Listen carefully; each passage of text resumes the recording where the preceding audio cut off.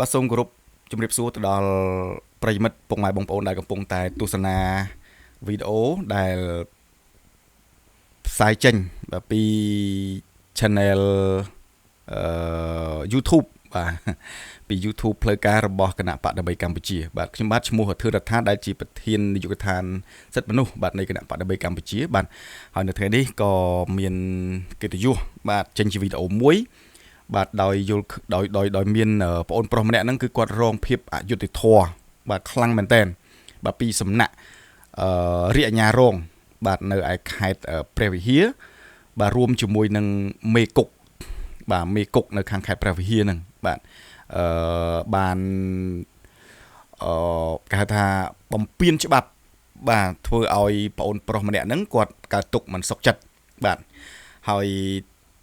តាមអ្វីដែលខ្ញុំស្ដាប់បានតាក់ទងទៅនឹងព័ត៌មាននេះគឺបងអូនប្រុសហ្នឹងគាត់មានឈ្មោះម៉ៅវាសនាបាទមានឈ្មោះម៉ៅវាសនាហើយគាត់គឺជាជនជាតិដើមភាគតិចបាទខ្មែរគួយបាទរស់នៅក្នុងទឹកដីនៃខេត្តព្រះវិហារបាទហើយពាក់ព័ន្ធទៅនឹងរឿងរ៉ាវរបស់គាត់ហ្នឹងគឺអញ្ចឹងបាទគាត់មានបាទមានទោសទណ្ឌបាទតាក់ទងទៅនឹងអំពើលួចបាទគាត់មានទោសទណ្ឌហើយគាត់បានទទួលគេហៅថាកំហុសបាទដោយខាងតុលាការហ្នឹងគឺបានសម្រេចកាត់ទោសគាត់ហ្នឹងឲ្យជាប់ពន្ធនាគារ10ខែ15ថ្ងៃបាទវាជិត1ឆ្នាំដែរអញ្ចឹងជាប់ពន្ធនាគាររយៈពេល10ខែ15ថ្ងៃបាទក៏ប៉ុន្តែអ្វីដែលខ្ញុំបាទចង់លើកឡើងនៅក្នុងវីដេអូនេះគឺថាបងអូនប្រុសគាត់បាទបានន័យថាគាត់ចេញពីគុកហើយបាទតែគាត់មិនសុខចិត្តហ្នឹងគឺដោយសារតែគាត់លើសបាទដោយថាដល់ពេលកំណត់ដែលត្រូវចេញ10ខែ15ថ្ងៃប៉ុន្តែគាត់អត់ទាន់បានចេញទេគឺខាងរាជអាជ្ញារងបាទនៅខាងខេត្តព្រះវិហារហ្នឹងបាទរួមជាមួយនឹងមេគុកហ្នឹងគឺដាក់ទោសគាត់បាទបញ្ជារហូតដល់គេថា4ថ្ងៃបន្ថែមទៀតបាទអញ្ចឹងបើតាមច្បាប់បាទគឺបើសិនជាគាត់ត្រូវចេញបាទកំណត់ត្រឹមណាគឺ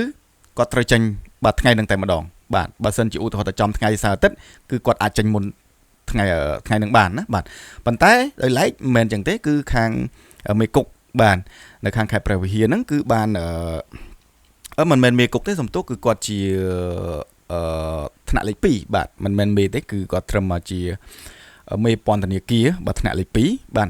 ហើយគឺបានដាក់ទោសប្អូនប្រុសម៉ៅវាសនាហ្នឹងបាទលើសរហូតដល់4ថ្ងៃបាទអញ្ចឹងបានជាគាត់កើតទុកមិនសុខចិត្តបាទនេះអ្វីដែលពុកម៉ែបងប្អូនបានឃើញហីបាទឥឡូវឲ្យស្ដាប់សម្លេងគាត់បន្តិចទៅបាទម៉ៅវាសនាខ្ញុំបានមកដាក់ពាក្យបណ្ដឹងនៃនេះបាទគឺគាត់កើតទុកមិនសុខចិត្តគាត់បានដាក់បាទពាក្យបណ្ដឹងបាទមកខាងក្រសួងយុតិធម៌បាទក៏ដូចជាខាងឧត្តមក្រុមប្រឹក្សាវិន័យផងដែរបាទដើម្បីដាក់គេថាពាក្យបណ្ដឹងបាទដើម្បីឲ្យឧត្តមក្រុមប្រឹក្សាក៏ដូចជាក្រសួងបាទធ្វើចំណាត់ការបន្ទាន់តាក់ទងទៅនឹងរឿងរ៉ាវរបស់គាត់ដែលខាងរាជអាជ្ញារងបាទរួមជាមួយនឹងមេគុកហ្នឹងដាក់ទោសទណ្ឌបាទដាក់ទោសលើសកំណត់ហ្នឹងបាទហើយខ្ញុំបាទសូមបញ្ជាក់ជូនទៅដល់ប្រិយមិត្តពុកម៉ែបងប្អូនផងដែរថាអញ្ចឹងរឿងរ៉ាវរបស់ប្អូនម៉ៅវាសនាក៏ដូចជាក្រុមគ្រួសារគាត់បាទនិយាយទៅគឺរងភាពអយុត្តិធម៌ច្រើនករណីណាស់បាទតាក់ទងទៅនឹងឪពុករបស់គាត់បាទខ្ញុំសូមបញ្ជាក់ផងដែរថាឪពុករបស់គាត់ហ្នឹងគឺមានឈ្មោះអុកម៉ៅបាទអុកម៉ៅណាបាទហើយឪពុករបស់គាត់ហ្នឹងក៏ធ្លាប់មានរឿងរ៉ាវបាទជាច្រើនផងដែរបាទរងភាពអយុត្តិធម៌ជាច្រើនករណីបាទអញ្ចឹងឃើញថាលពូអុកម៉ៅនេះគឺគាត់បាទជាគេថាសកម្មជនការពារព្រៃឈើផងបាទការពារទ្រព្យសម្បត្តិជាតិបាទអញ្ចឹងហើយក៏មានការប្រទាំងប្រទើសជាមួយនឹងអ្នកដែលមានអំណាចអញ្ចឹងទៅគាត់ក៏ធ្លាប់ជាប់គេថាធ្លាប់រងពាក្យបណ្ដឹងជាច្រើនករណីផងដែរប៉ុន្តែឥឡូវនេះលោកពូអុកម៉ៅនោះគឺគាត់ទទួលបាននៅភាពយុត្តិធម៌ស្អាតស្អំមកវិញហើយបាទហើយឥឡូវនេះចូលមកដល់កូនម្ដងបាទកូនរបស់គាត់ម៉ៅវាសនាហ្នឹងអូនហ្នឹងបាទណាហើយក្រៅពីនោះបាទមានបងស្រីបាទមានបងថ្លៃប្អូនថ្លៃ បាទនិយាយរួមទៅគឺមួយខ្សែរបស់លោកពូអុកម៉ៅបាទគឺជាប់ពាក់ព័ន្ធហើយនិយាយទៅគឺថាមានច្រើនករណីណាស់ដែលរងទទួលនៅការចោទប្រកាន់ពីអ្នកដែលមានអំណាចនៅខាងខេត្តព្រះវិហារបាទហ្នឹងហើយណាអញ្ចឹងគឺនេះជាករណីដែលប្អូនម៉ៅវាសនាបាទដែលគាត់ហ៊ានគេថាតតាំងក៏ដូចជារកនៅភាពស្អាតស្អំនិងភាពយុត្តិធម៌ឡើងវិញសម្រាប់រូបគាត់ដែលខាងរាជអាជ្ញារួមជាមួយនឹងខាងអីគេមេគុកបាទណា